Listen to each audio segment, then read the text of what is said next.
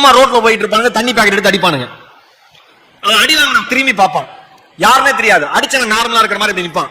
உடனே போன்ல பாக்குற எல்லா பைத்தியமும் சிரிக்கும். ஏன்னா அவன் அடி வாங்கல.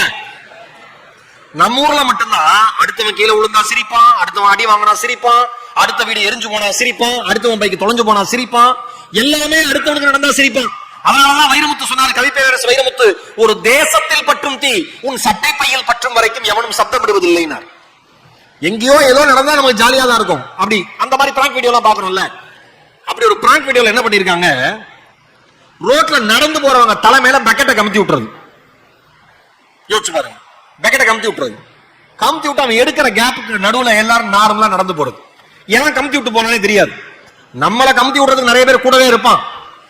நீ தான் என் உயிர் நண்பன்பா, அவன் தான் உயிர் எடுக்கிற நண்பனாவே கொஞ்ச நாள்ல மாறுவான். அத்தனை பேருக்கு அனுபவம் இருக்கு. வாழ்த்துக்கள்.